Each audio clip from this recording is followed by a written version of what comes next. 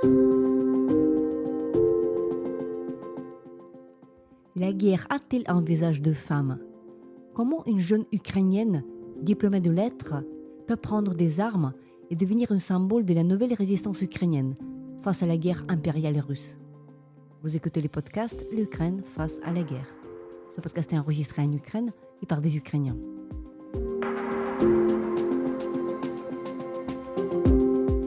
Dans ce podcast, nous racontons comment l'Ukraine continue à vivre et à résister face à l'agression russe. Nous proposons des analyses, mais aussi des témoignages. Nous essayons de vous faire comprendre l'Ukraine, son histoire, sa société et sa culture. Je m'appelle Tatiana Ogarkova. Je suis universitaire et journaliste, responsable du département international à l'Ukraine Crisis Media Center. Avec moi, Lara Marlow, correspondante à Paris d'Irish Times qui couvre depuis 2022 la guerre russe contre l'Ukraine. Lara a écrit un livre sur Yulia Mikitenko, jeune lieutenante ukrainienne qui combat depuis 2016. Comme il est bon de ne plus craindre la mort. Cette citation de Vassili Stous, l'illustre poète et résistant ukrainien du XXe siècle, dont Mort au Goulag, donne le titre à cet ouvrage.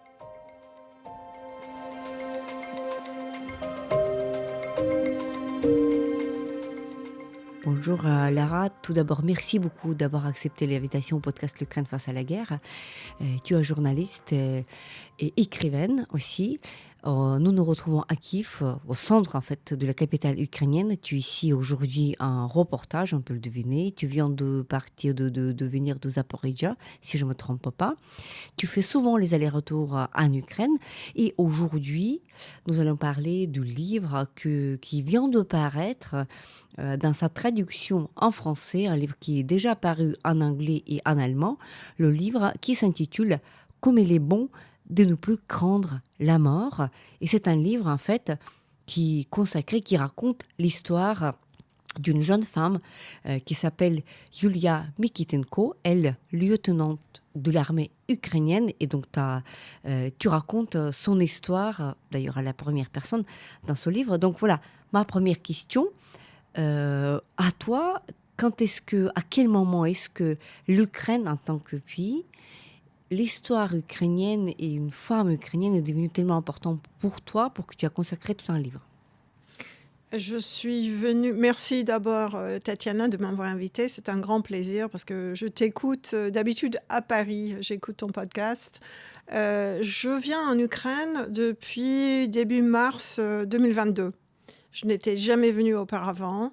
J'avais couvert les négociations du président Macron avec Poutine, tout le travail que la France a fait pour essayer d'empêcher cette guerre. Et puis, je me suis prise là-dedans, j'étais passionnée par cette histoire et j'ai supplié au directeur du journal de m'envoyer dès que la grande invasion a eu lieu. Et je suis venue en minibus de Paris jusqu'à Lviv la première fois. J'ai rencontré la lieutenante Mikitenko virtuellement ça a dû être mon 3e voyage en août 2023. Et je faisais un reportage sur les femmes militaires en Ukraine. Comme tu le sais sûrement, il y en a 60 000 dans l'armée, dont 10 000 dans des postes de combat. Et j'ai pris contact avec l'organisation Veteranka, qui représente très très bien les femmes militaires. Ils m'ont mis en contact avec une demi-douzaine de femmes, dont Yulia Mikitenko. Et les autres, je les ai vues en personne. Et Yulia, j'ai interviewé par Zoom. Elle était dans le Donbass, dans Donetsk, à son poste, devant une maison délabrée qui était à l'époque son poste de commandement. Et elle portait un t-shirt kaki, c'était le mois d'août, il faisait chaud. Et moi, j'étais à l'hôtel Ibis à Kiev. Et comme ça arrive souvent lors de mes reportages en Ukraine, j'étais très, très occupée. J'avais couru toute la matinée et je n'avais pas très bien préparé le rendez-vous. Et alors, quand Yulia est apparue sur l'écran, je lui dis « Ah, c'est vous, la dame pilote de drone ». Mhm. Et elle se rebiffe, elle me dit d'un air un peu agacé, je suis la lieutenante Yulia Mikitenko et je commande 25 hommes. Je suis la commandante d'une unité de drones de reconnaissance. Je dis, oh, pardon, pardon. Et parce qu'elle avait l'air d'une adolescente, elle avait l'air toute jeune. Donc, pendant l'heure qui a suivi, j'ai appris toute son histoire. Le fait qu'elle était déjà dans l'armée depuis 2016, qu'elle avait rejoint l'armée avec son mari qui avait été tué dans un bombardement russe en 2018, que son père s'est auto-immolé sur la place Maïdan en 2020. Et c'était une histoire bouleversante. Et elle racontait tout cela de façon très calme, un peu même détachée, mais avec conviction. Et j'ai trouvé que c'était vraiment quelqu'un d'héroïque qui aimait son pays, qui n'avait peur de rien. C'est son courage qui m'a marqué dès le début. Et donc, j'ai écrit cet article sur les femmes militaires. Il est paru dans l'Irish Times sur une page entière du journal. Et 3 ou 4 semaines après, j'étais de retour à Paris et je me suis dit, mais il faut que j'écrive un livre sur elle. J'ai eu une sorte d'inspiration, une espèce d'épiphanie. Et Revenons d'abord, avant de poursuivre l'histoire de Julia, qui ressemble à, tu le dis quelque part, un roman d'aventure, en quelque sorte, évidemment avec beaucoup de choses tragiques que tu viens d'évoquer, la mort de son mari, de son père, etc. Parlons du titre, parce que comme il est bon de ne plus craindre la mort, jak dobre te що смерті не боюся, c'est une citation directe pour l'oreille ukrainienne. Évidemment, c'est une ligne très connue, ça vient de Vassil Stous, un des plus grands poètes de l'Ukraine de tout le temps, de tous les siècles, le poète du XXe siècle, voilà, qui était au goulag, qui est mort d'ailleurs en détention soviétique. Et donc là, c'est extrêmement fort que donner ce titre en fait, et puis de faire ce lien entre cette jeune femme. Elle a, à l'époque où tu la rencontres, c'était 2023, elle avait 28 ans, c'est ça? c'est ça. Parce qu'aujourd'hui, elle a 3 ans de plus, c'est 30, Elle 31. va avoir 31 ans en juillet. Oui. Exactement, voilà. Et le titre m'est venu parce que, enfin, quand elle m'a raconté l'histoire de son père, pardon, son père qui s'est immolé sur la place Maïdan avait été hospitalisé, je crois que c'était 9-10 mois auparavant, pour traumatisme. Il était soldat aussi, il était dans la garde nationale. Et quelqu'un lui avait donné un recueil des poèmes de Vassil Stous. Il aimait beaucoup ce poète. Et quand il est mort, on a trouvé la photo de Vassil Stous dans son portefeuille. Et j'ai travaillé aussi avec un interprète, Nazar Yatsishin, qui est devenu un grand ami, un ami de Julia et de moi aussi. Et quand Julia a cité Vassil Stous pour la première fois, Nazar, qui travaillait avec nous par Zoom, moi j'étais en Irlande, Julia dans le Donetsk et Nazar était à Lviv à l'époque, et Nazar a dit « Ah, comme il est bon de ne plus craindre la mort ». Il a cité ce vers célèbre du poème de Stous, et je dis « c'est quoi ce poème ?» etc. Et Nazar m'a envoyé le poème, enfin une traduction anglaise du poème, tout de suite après la séance de travail. Et je cherchais désespérément un titre pour le livre. Et j'étais en discussion avec mon éditeur anglais. Et un jour, je descendais vers le port dans le petit village de pêche en Irlande où je vis la moitié du temps.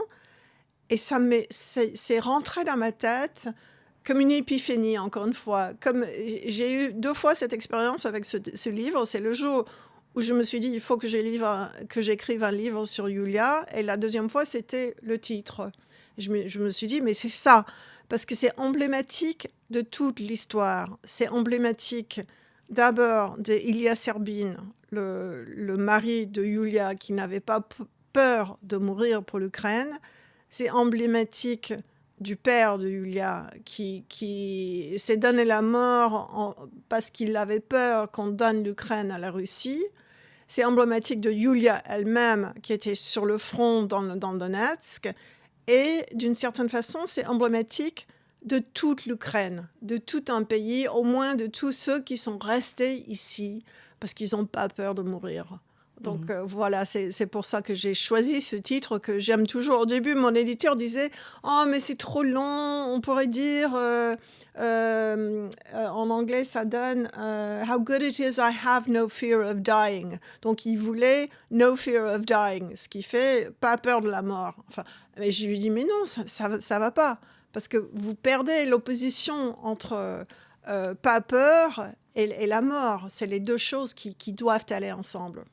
Et cette histoire est emblématique pour toute la famille de Yulia, mais évidemment, en filigrane, on voit toute l'histoire de l'Ukraine aujourd'hui aussi, ce qui est important.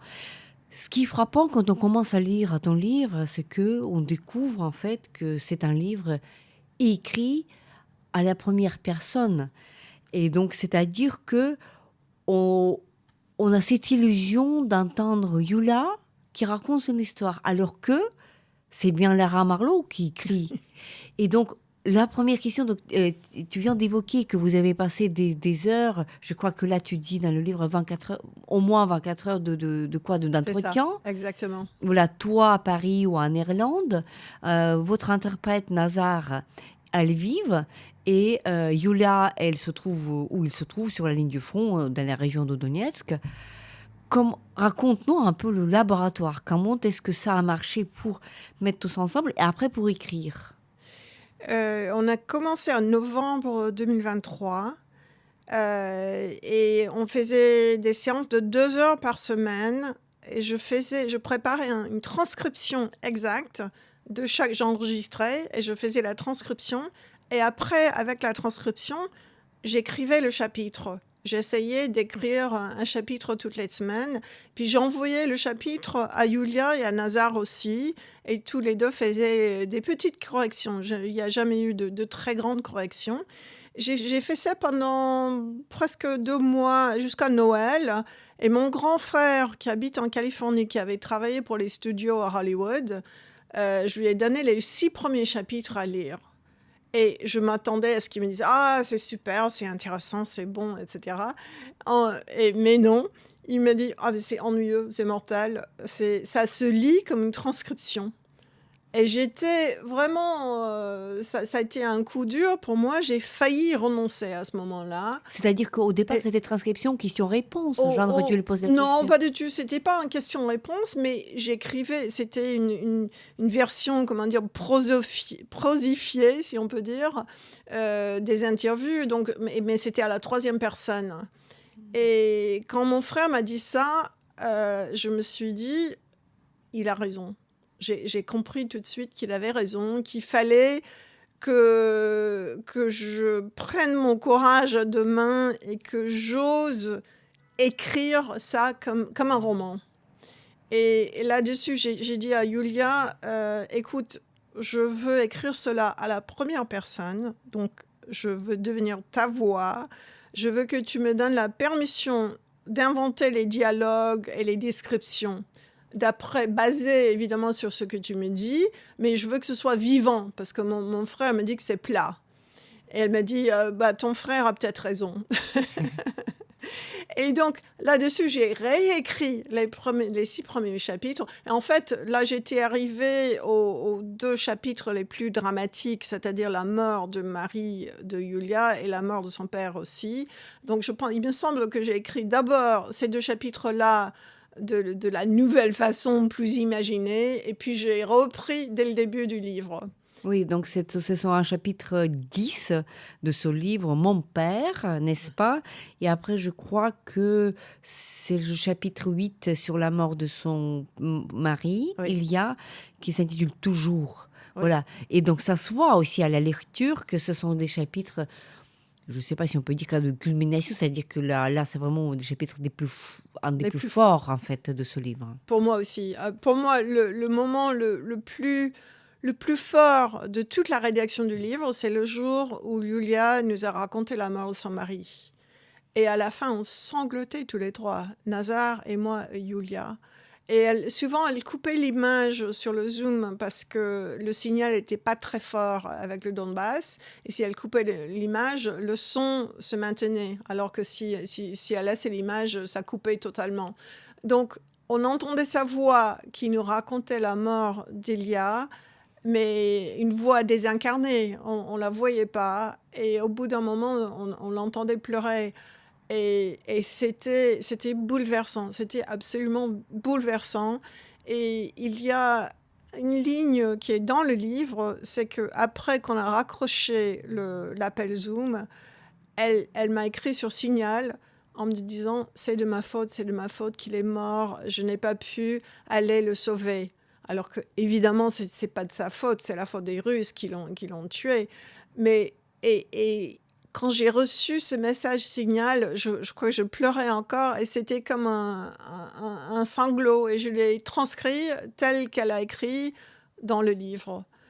Et c'est bouleversant, mais elle est admirable aussi parce qu'elle s'est reprise en main, elle a passé des mois très très durs et d'ailleurs elle s'est fait transférer, elle était toujours dans le Donetsk à l'époque. Et puis, elle voulait revenir à Kiev, être près de sa mère. Et elle est allée travailler à l'académie militaire où elle a été la superviseuse, je ne sais pas comment dire, de la première classe de femmes qui ont fait l'académie militaire à Kiev. Voilà, c'était dans les années 2015. C'était 18, elle est revenue à Kiev. Ouais. C'est le lycée très réputé, nommé d'après Bogun, en fait. Et elle était une des premières prof, on peut dire comme ça, superviseuse peut-être, de ces filles. Et donc, c'était une véritable révolution en Ukraine parce qu'avant, on sait que les femmes n'étaient pas autorisées à faire ce lycée-là. Et puis, elle était très... donc je me rappelle, il y avait beaucoup d'attention, y compris d'attention médiatique, à cette première promotion de filles. Est-ce que ça va marcher? Est-ce que ça va pas marcher? Le succès de cette aventure dépendait un peu le sort de futur pour les femmes qui voulaient intégrer l'armée. Aujourd'hui, tu viens de dire, il y a des dizaines de milliers de femmes qui sont dans l'armée, y compris dans les postes d'officiers, comme notre Yulia. Mais il y a une chose qui vaut la peine d'être dite, c'est que Yulia, et c'est pas étonnant, ça nous arrive toutes en tant que femmes, elle a rencontré plusieurs fois une discrimination, du sexisme dans l'armée, mais elle m'a dit qu'en 2022, après la grande invasion, depuis ce moment-là, ça va beaucoup mieux. Parce que les hommes se sont rendus compte qu'ils ont besoin des femmes. Alors, elles sont mieux traitées, elles sont plus égales. C'est pas parfait, évidemment, et elle veut travailler toujours pour l'égalité des femmes. Mais elle avait travaillé pendant les années 2010. Elle a participé à quelque chose qui s'appelle le bataillon invisible sur les femmes militaires. Et on a fait un film documentaire qu'elle présentait parfois dans des villes en Ukraine. Et le nom vient du fait que les femmes, jusqu'en 2018, les femmes militaires, on disait par exemple, il y en avait une qui était soldate d'assaut, qui allait vraiment face aux Russes dans les combats, dans les villages, les combats rapprochés. Et dans ces papiers militaires, c'était écrit « couturière ». Parce elle n'avait pas le droit de combattre. Et elle avait, au début, quand Yulia a rejoint l'armée, il n'y avait pas des bottes dans les pointures de femmes. Alors les femmes combattaient en basket. Il n'y avait pas de gilet pare-balles pour le corps adapté au corps féminin. Donc on a fait énormément de progrès dans tout ce domaine. Voilà, il y a aussi les sous-vêtements qui étaient un sujet de débat pendant aussi des années. Comment est-ce qu'on fait pour des femmes militaires? Parce qu'il faut porter des sous-vêtements et donc ça doit être réglementé. Tu décris dans le livre donc cette scène qui a lieu le 24 ou le 25 février 2022, tout juste après la grande invasion russe, quand Yulia, avec Tamara, sa mère, ils font la queue au point de recrutement parce que Yulia, elle a déjà l'expérience militaire au Donbass. Elle veut s'inscrire s'inscrire, elle veut voilà, se porter volontaire. Et tu décris à la fin voilà, cette scène où une autre femme qui est là, bien maquillée, avec les manucures, avec voilà, tout, voilà, qui se présente pas du tout comme militaire, qui est en train de se battre littéralement, physiquement, pour avoir le droit à la mitrailleuse. Et comment toute la foule, toute la queue qui est là, donc les hommes qui attendent aussi, qui éclatent de rire, mais que justement, si j'ai bien compris, c'est cette dame-là qui a eu la mitrailleuse, n'est-ce pas? Oui, en fait, ce qui s'est passé, c'est qu'il y avait un monsieur En fait, cette histoire, c'est le soldat en question. C'est pas Julia qui me l'a raconté. C'est un militaire, c'est un écrivain maintenant qui a rejoint l'armée le premier jour de la grande invasion, qui avait été formé à tirer la mitrailleuse. Et donc, dans le centre de recrutement, on distribuait les armes. Et il a dit, je suis mitrailleur, enfin je sais me servir d'une mitrailleuse. Et on allait lui donner cette mitrailleuse. Et tout d'un coup, il y a une femme qui surgit, qui a une trentaine d'années, qui a des ongles vernis.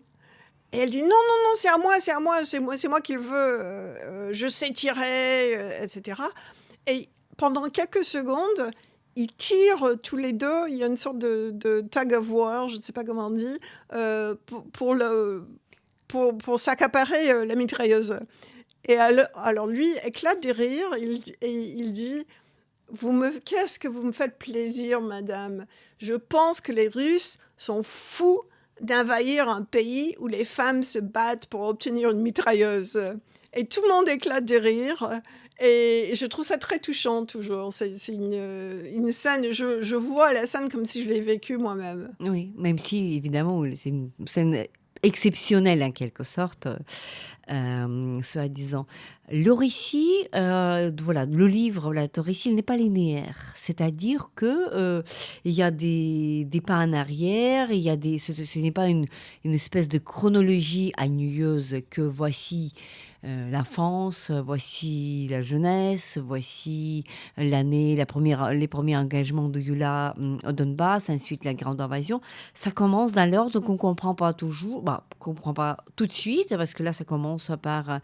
les Russes arrivent, c'est aux Aquitaine, on est déjà en janvier 2024, ce sont les derniers mois d'ailleurs qui sont racontés dans le livre, et après on revient en 2022, après encore en 2022, après c'est au milieu, c'est moitié, donc on a déjà lu la moitié pour apprendre en fait l'enfance de notre Yulia. Pourquoi cette structure qui n'est pas linéaire et qui comme ça, qui fait les allers et les retours? Je crois que ça revient au conseil de mon frère, au fait que je voulais pas que ça se lise comme une thèse de doctorat. Je voulais, souvent dans un article de presse, on n'est pas linéaire. Et je voulais donc commencer par le présent, présenter Yulia dans le combat, sur la ligne de front, telle qu'elle est aujourd'hui. Donc, je commence par le présent et puis il y a des flashbacks. Et pour moi, c'est vrai que mon éditeur anglais, au début, il n'aimait pas trop la structure. Il m'a dit, je vais peut-être on va voir si on peut peut-être faire ça de façon plus ordonnée. Et j'ai attendu de voir. Et en fait, il a accepté, il a dit non, c'est la seule façon de le faire. Et pour moi, la structure du livre, c'est plus ou moins imposé. Donc, j'ai commencé avec la grande invasion, avec son retour dans le Donbass après 4 ans d'absence, 4 années où elle était quand même toujours dans l'armée, sauf les derniers 6 mois avant la grande invasion. Elle avait quitté l'armée pendant 6 mois. Elle était mal équipée pour la vie civile. Elle n'arrivait plus à vivre comme civile. Donc, je fais ça. Après, je fais encore un flashback. Je commence par son enfance. Et là, ça devient plus ou moins linéaire parce qu'il y a son enfance. Et puis, il y a ses premières années... non, il y a la rencontre... oui, maintenant, je m'y perds, effectivement. La rencontre avec son futur mari. Ouais. À l'époque, ils sont tous jeunes. Elle a quel âge? 19 ans? Là, oui, 19-20 Et ans. lui, il est quand à ils sont- 22, et donc elle est encore étudiante, Oui, c'est-à-dire elle était il a étudiante Kiev en lettres Mohila, oui. à l'Académie Moulakiv, qui est étudiante en lettres d'ailleurs. Après, voilà, l'amour d'un soldat, c'est comme ça que s'intitule le chapitre 7. Après, l'histoire tout de suite, voilà, ce chapitre très fort et très malheureux de la mort d'Elia. Et après, justement, on continue à découvrir le chapitre Sœur d'âme. Voilà, les entraînements dans la région de Kharkiv, et le chapitre très très dur en fait sur son père qui est intitulé Mon père. Là, on découvre justement pourquoi et comment. Comment est-ce que tu as... voilà, donc tu as parlé, on peut imaginer derrière tout ça des heures de échanges avec quelqu'un qui est sur la ligne de front qui te raconte ton enfance. Raconte-nous déjà l'enfance de Yula et sa jeunesse. C'est drôle parce qu'elle m'a dit que pour elle, la partie la plus difficile, c'était l'enfance, parce qu'elle s'en souvenait plus. Comme si la grande invasion et ces années de combat sur la ligne de front, ça avait tout effacé. Et j'ai dû lui poser 1000 questions, vraiment la pousser. Et puis les choses revenaient petit à petit. Elle est née donc à Kiev en 95, donc 4 ans après l'indépendance ukrainienne. Sa famille, ses parents étaient pauvres, comme tout le monde pendant les années 90. Ils habitaient une banlieue au sud-ouest de Kiev. Et ses parents ont été convertis par des missionnaires baptistes américains, évangéliques. Et je ne savais pas qu'il y avait autant de protestants américains en Ukraine. Il paraît qu'il y en a beaucoup. Et ils allaient à l'église à Irpin tous les dimanches. Et elle m'a raconté, par exemple, que ces missionnaires américains emmenaient les enfants faire des pique-niques, du camping, etc. Et puis, elle m'a raconté un qui s'appelait Big Jack, qui avait des chaussures énormes. Elle était fascinée par ses chaussures. Et à Noël, ils ont apporté des cadeaux à elle et à son frère Bogdan. Et il y avait parmi les cadeaux, elle avait reçu une poupée Barbie comme petite fille, et son frère, qui est de quelques années son cadet, je crois 2 ans son cadet, a reçu une petite voiture de sport rouge télécommandée. Et elle a voulu s'en servir. Elle a trouvé ça génial. Et quelque part, j'ai lié ça au drone, au pilotage des drones. Parce qu'en fait, c'est un peu, ça se ressemble un petit peu. Donc, c'était comme une prémonition de sa carrière à venir. Elle avait une nourrice à Boutcha. Ils ont vécu jusqu'à ce qu'elle ait 5 ans. Ils ont vécu à Boutcha. Boutcha, la ville martyrisée, comme vous le savez, par les Russes en 22. Et donc, sa nourrice, Victoria, l'a gardée pendant que sa maman allait travailler. Le matin, et puis l'amener au kindergarten de Boutcha, où les Russes, les Russes avaient fait leur QG en 2022. Et dès qu'elle a rejoint l'armée en 2020, en février-mars 22, elle a fait des patrouilles dans Boutcha. Elle en a profité pour rendre visite à cette nourrice, Victoria. Et il se trouve que le mari de sa nourrice, qui s'appelait Olé, qui était moitié russe, son père était russe, et il pensait que les soldats russes l'accepteraient en quelque sorte. Il a essayé d'intervenir pour le bien de ses voisins à Boutcha, et ils lui ont tiré une balle dessus. Et ils l'ont tué, ils l'ont assassiné. Et donc, Yulia a retrouvé sa nourrice et pleurait. Elle l'a accompagnée au cimetière. Elle a vu la tombe de Olé, qui était un ami de famille. Et puis, elle avait connu aussi des jeunes hommes qui avaient fondé l'unité de défense territoriale à Boutcha. Et elle avait vu une vidéo, sans savoir que c'était son ami qui s'appelait Andriy, son ami d'enfance. Ils avaient été pris prisonniers très très tôt à Boutcha. Et ils se sont évadés. Ils avaient des manettes, les mains enchaînées. Oui. Et ils couraient dans la rue et les Russes les ont descendus. Et ils sont morts. Et donc, elle avait vu cette vidéo, mais on les voyait courir de dos. Elle ne savait pas que c'était son amie d'enfance. Et là, ce jour où elle a retrouvé Victoria, sa nourrice, elle a appris aussi la mort d'Andri, un ami d'enfance. Voilà, donc ses parents se sont divorcés. Son père buvait, il y avait une autre femme, elle en a voulu pendant des années à son père. Et elle était petite, c'est ça? Elle avait 9 ans, il me semble. Et donc, elle a eu une enfance dure. Mais quand je lui ai dit, quand je lui ai posé la question, elle m'a dit, c'était dur pour tout le monde à l'époque. Et c'était pas malheureux, c'était juste difficile. Il n'y avait pas d'argent, etc.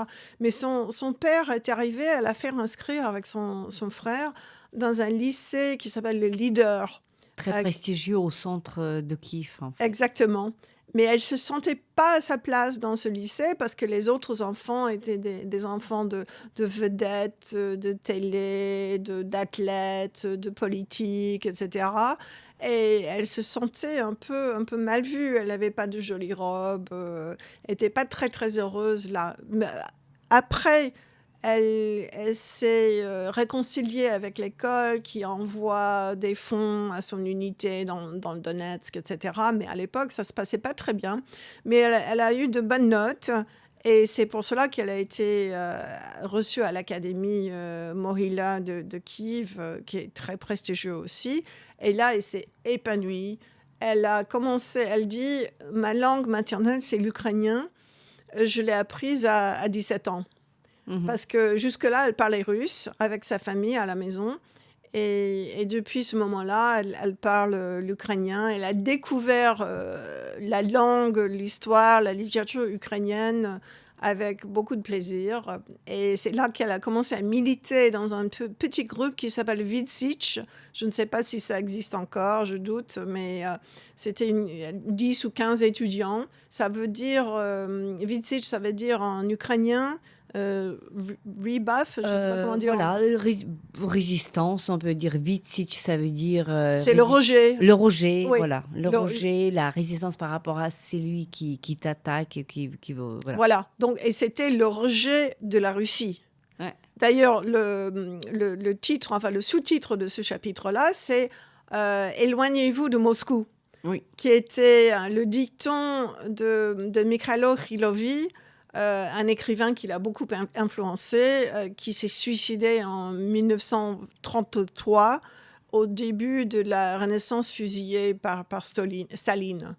Donc voilà, et puis tout ce thème, ce chapitre sur les événements de Maïdan, c'est sa conscience politique qui est éveillée, elle se rend compte qu'elle est européenne, qu'elle veut être européenne, qu'il faut que l'Ukraine soit européenne et pas russe. Donc voilà, ces années 2012-2016, ce sont les années où elle fait les études à l'Académie Mohila à Kiev, elle fait les études de lettres, elle est étudiante, elle voyage à Kharkiv, elle découvre Khmelovy, le Budynok Slova, c'est-à-dire cette résidence où tous les poètes et écrivains qui ont été fusillés ensuite, ils habitaient à l'époque. Et donc, en même temps, il y a tout ce qu'on sait, 2013-2014, Maïdan. Et voilà, donc il y a ces grands bouleversements, grand engagement politique pour elle aussi, parce qu'elle est présente sur Maïdan, elle a 17 ans, 18 ans après, voilà.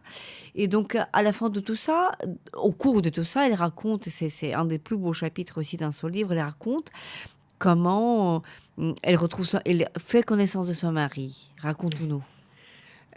Son père, qui était militaire, a été blessé plusieurs fois. Et une fois, il était hospitalisé. Il a rencontré un jeune soldat qui était lui aussi soigné. C'était à l'hôpital central de Kiev. Et il avait l'habitude d'envoyer ces jeunes soldats dans l'appartement de son ex-femme et de sa fille. Et ça agaçait un peu Yulia. Juste pour dormir une nuit ou deux. Oui, voilà. Il y avait un canapé-lit où il y avait la chambre de son frère qui était ailleurs. Et donc, il proposait à ces jeunes hommes de les loger chez son ex-femme. Alors, Yulia était rentrée de l'université un soir dans le métro. Et elle voit un texto de sa mère qui dit « Ton père nous a encore envoyé un soldat ». Julia est furieuse parce que, enfin, pourquoi il fait ça? J'ai besoin de calme, j'ai besoin d'étudier. Elle arrive à l'appartement et c'est Ilya Serbin qui ouvre la porte. Il est grand, il est beau, il ressemble à un viking, qui est d'ailleurs son nom. Avec sa barbe rousse, c'est ça? Oui, c'est ça, c'est son nom de guerre, viking. Et bon, elle est un peu étonnée, elle lui dit bonsoir, un peu froidement, elle va se coucher, elle a quelque chose à présenter à l'université le lendemain matin. Et puis, quand elle revient l'après-midi d'après, il est dans l'appartement, ils se mettent à parler, ils prennent le thé, ils discutent. Et finalement, elle passe tout le week-end à visiter Kiev avec lui, à discuter. Elle l'accompagne à la gare, je crois que c'est le dimanche d'après. Et il la quitte pendant quelques minutes. Tout cela est véridique. Et il court, il va lui acheter un petit bouquet de marguerites. Et il revient, lui tend les marguerites et il s'en va. Il est en poste près de Mariupol, à Cherokine. Cherokine, voilà, c'est ça, merci. Et donc, elle a une sorte de petit tiraillement au cœur quand elle le voit partir. Ils ne se sont toujours pas embrassés. Ils étaient très sages. Juste, voilà. Bah, ils sont jeunes aussi, 19 ans. Voilà. Ils sont juste, ils viennent de se connaître il y a 2 jours seulement. Oui, c'est ça, ils sont jeunes. Et puis, ils commencent à communiquer toujours par téléphone, enfin par texto. Les gens ne se parlent plus maintenant. Et donc, ils communiquent et ça prend assez vite une tournure romantique. Et puis, il l'invite à Mariupol et ils passent le week-end de Pâques en 2015 à Mariupol ensemble. Et ils se décident de se marier. Tout de suite. Oui, alors qu'ils se connaissent depuis un mois. Donc, voilà. Et ils se marient dans les Carpates au mois de mai. Donc, ils se rencontrent à Yaremche, voilà. Oui. À Yaremche, voilà, Exactement. Ils posent leur dossier. Et à l'époque, d'ailleurs, c'était pas autorisé de faire si vite. C'est aujourd'hui qu'on peut se marier. Il y a ce privilège pour les militaires, justement. Dans ce système que nous avons d'Oudi, les militaires ont droit de se marier au bout de 2 heures. Alors qu'à l'époque, on est en 2015, c'est ça, et donc il fallait théoriquement attendre un mois, mais la dame, elle fait exception parce qu'ils sont beaux, ils sont jeunes, et ils les marient justement dans les Carpates. Et c'est de là, en fait, que commence d'ailleurs cet engagement aussi très, très rapidement, l'engagement militaire de Julia. Elle termine d'abord ses études. Elle a eu encore une année d'études. Et elle tient absolument, elle est très têtue, Julia. Elle tient absolument à avoir son diplôme. Et justement, à cause des accords de Minsk, l'Ukraine est en train de démanteler certains postes militaires et de démobiliser un certain nombre de soldats. Donc, Ilya prend une année, il vient s'installer avec elle et sa maman dans la banlieue de Kiev. Et c'est le seul moment où ils ont vraiment vécu ensemble comme une famille pendant une année. Et l'une des choses qu'elle a le plus apprécié en lui, c'est qu'il était pas du tout sexiste. Il l'a traité vraiment comme une égale. Et pendant cette année où ils ont vécu ensemble à Kiev, c'est lui qui préparait les dîners tous les soirs. Et il l'aidait à préparer ses devoirs pour l'Académie Mohila, etc. Et c'est toujours en rétro, c'est toujours en regardant vers le passé qu'on se rend compte qu'on était heureux, que c'était ça le bonheur pour elle, de vivre avec Ilya, d'aller au gymnase ensemble, de se balader. Ils adorent tous les deux Kiev, ils visitent la ville, ils aiment beaucoup Podil. Elle raconte, c'est le jour où elle reçoit son diplôme. Et ils vont sur une colline et ils regardent les étoiles qui sortent et ils choisissent les prénoms de leurs enfants, comme le font les jeunes mariés. Enfin, et voilà, ça a été une époque bénie en quelque sorte. Voilà, et c'est en regardant en arrière qu'elle se rend compte à quel point ils étaient heureux là. Et finalement, malheureusement, ce paradis ensemble, il était vite coupé puisque lui, il reprend, parce qu'il était démobilisé pendant quelque temps. Après, il est repris et elle dit, tiens, je vais l'accompagner. En fait, ils décident ensemble de retourner, lui de retourner, elle de se joindre à l'armée. Et ils choisissent très attentivement leur bataillon. ils veulent un bataillon de volontaires parce qu'ils ne veulent pas être avec des militaires de carrière. Ils disent que souvent, ils ont une mentalité soviétique, les vieux militaires qui sont là pour avoir leur solde. Ils veulent être avec des gens qui ont envie d'être militaires. Et ce bataillon a une bonne réputation. Ils y vont tous les deux ensemble. Ils décident ça à la maison, à Lazarivka, qui était la maison de la grand-mère de Yulia, dans l'oblast de Jitomir. Et donc, ils vont ensemble dans le Donetsk pour signer. Et Yulia signe, c'est un contrat militaire.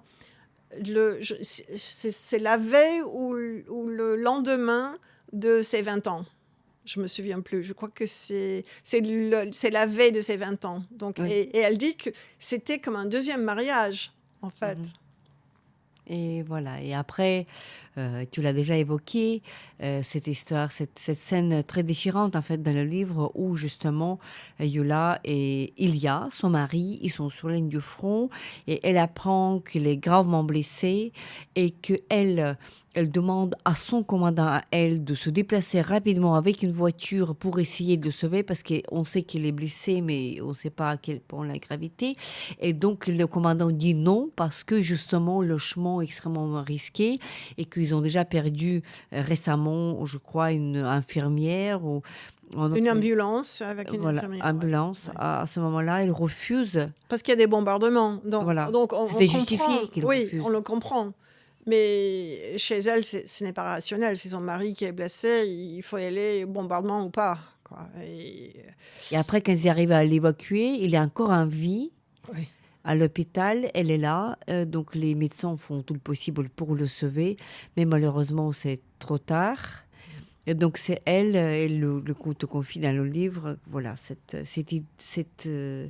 sentiment de la culpabilité. Il dit que si elle serait blessée, lui, il allait se désobéir aux ordres, il serait parti pour tout faire pour la sauver, alors que, voilà, il porte en elle ce sentiment de culpabilité qui est peut-être pas du tout justifié. On le pense. Qui est certainement pas justifié, non, mais elle le porte en elle. Ouais. Elle raconte aussi son enterrement, n'est-ce pas? Oui. Elle a rêvé de lui une seule fois après sa mort. Et il était dans une sorte d'entrepôt à Chirokine, là où il avait été en poste. Et il lui dit « Je t'aime plus ». Et elle pense elle demande à le rejoindre dans la mort. Elle veut se joindre, elle veut aller dans l'au-delà pour l'accompagner. Il dit non, c'est pas encore le moment, c'est trop tôt. C'est ça qu'il lui dit. Et en se réveillant, elle croit qu'il lui dit tu dois vivre ta vie, tu peux avoir quelqu'un d'autre, mais continue sans moi. Mm-hmm. Et ce qu'elle a fait d'ailleurs. Et voici cette jeune femme, voilà, qui a eu des petites amies. Tu décris dans le livre un des petits amis avec lequel c'était pas sérieux. Nous savons que depuis les choses ont évolué, qu'aujourd'hui Yulia est là, son autre petite amie. Elle est très jeune. Elle continue à être sur la ligne du front. Elle continue à faire son service, n'est-ce pas? Elle est toujours commandante de 25, peut-être déjà plus, je sais pas. Et elle a changé de poste ou pas? 25 hommes. Là, en fait, elle fait un break actuellement. Je ne sais pas si elle retournera à l'armée. Mm-hmm. Ça fait 10 ans qu'elle est dans l'armée. Elle a perdu beaucoup d'amis proches, des dizaines d'amis proches. Et l'un de ses pilotes s'est suicidé en décembre dernier, ce qui l'a beaucoup déprimée.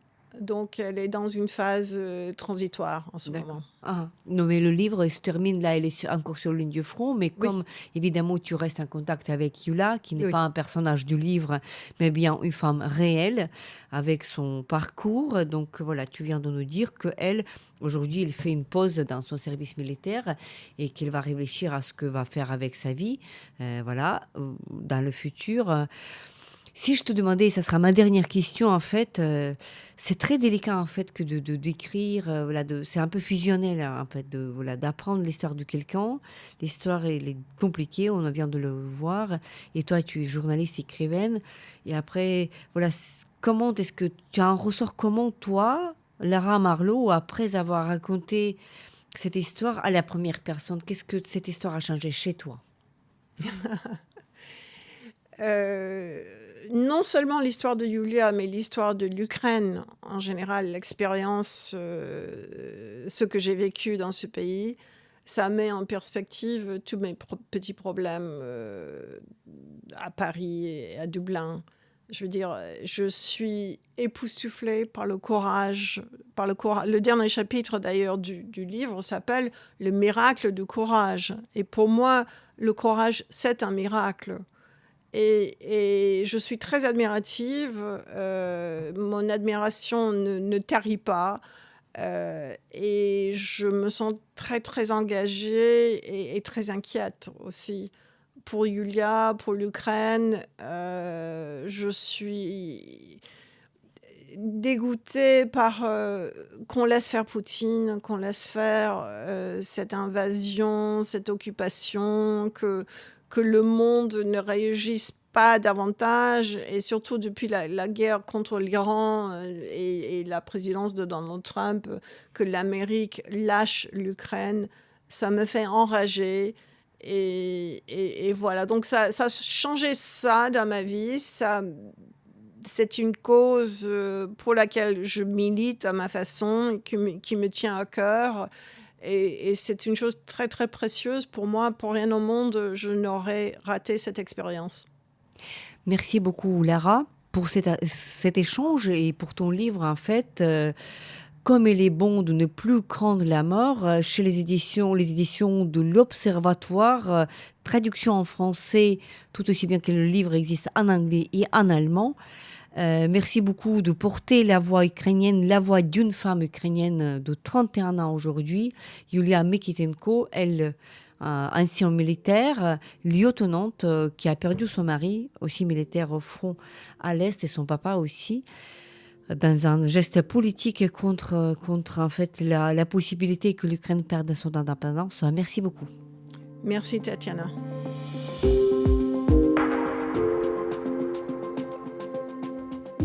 C'était le podcast L'Ukraine face à la guerre. N'hésitez pas à partager cette émission. Nous n'allons pas tarder à enregistrer et diffuser d'autres épisodes. Je m'appelle Tatiana Ogarkova. J'étais accompagnée par Lara Marlowe, correspondante à Paris d'Irish Times, qui couvre depuis 2022 la guerre russe contre l'Ukraine. Lara Marlowe a écrit un livre intitulé « Comme il est bon de ne plus craindre la mort » sur Yulia Mykitenko, jeune lieutenante ukrainienne qui combat depuis 2016. Restez avec nous et soutenez l'Ukraine.